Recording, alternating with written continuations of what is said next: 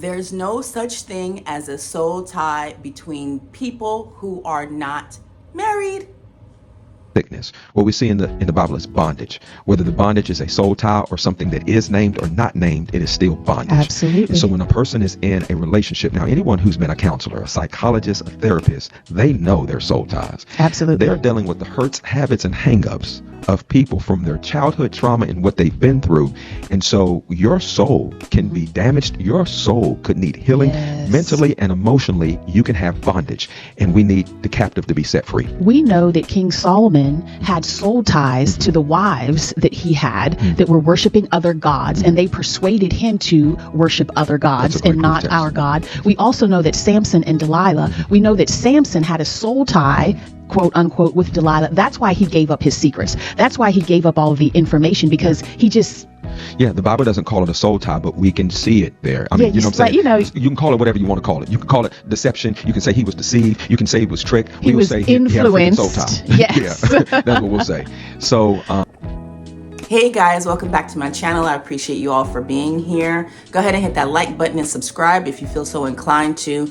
Today I want to talk about this term soul ties. It's going around heavy. And personally, I think that a lot of pastors and teachers online are capitalizing on this term because it's making them money. When in fact, the soul tie term is not biblical at all. It doesn't say anything about the word soul tie or implied soul ties. What I've read in the Bible speaks on marriage. People who are married together, coming together and making that commitment and saying those vows under God. That's what ties their souls together. But when you talk about just somebody who has slept with somebody in the past and they continuously keep going back and keep going back, that's not a soul tie. In my opinion, that's just you sprung, okay? And the reason I say this is because I have slept with people before, right? God forgive me, but I have slept with plenty of people before, and that was in my past, okay? Don't judge me, don't judge me. We've all have succumbed to sexual immorality, okay? But I have never felt inclined to keep going back and back and back. Now, how can I overcome a soul tie, or how am I so strong and powerful that I'm not going back and back and back? I will tell you this though, there have been two people in my life that I have felt inclined to continue reaching out to, even though they were no good for me. And do you want to know why? It wasn't because of a soul tie. It was because I was sprung.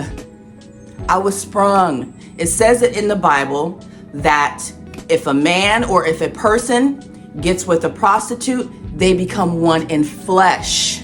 Flesh, not the souls. It's flesh. It's our fleshly desires, because the body remembers, oh, that felt so good. Oh, she touched me here. Oh, he knew how to lick me there. And then you're constantly remembering that. And that's what leads you back to that person. It has nothing to do with the souls.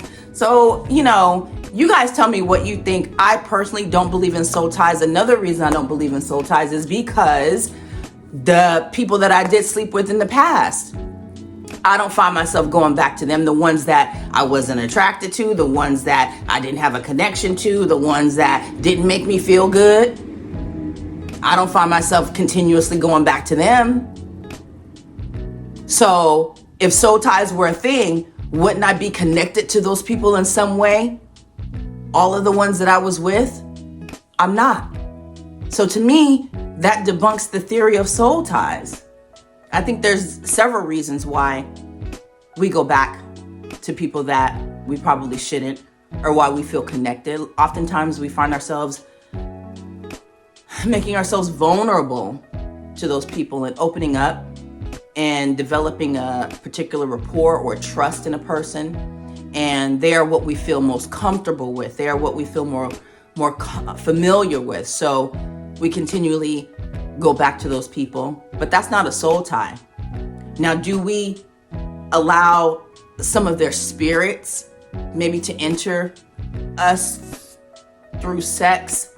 It's possible, but you can just be around a person a lot, over and over and over again. And like I said, that familiarity, that comfort that you get, that ties the souls together.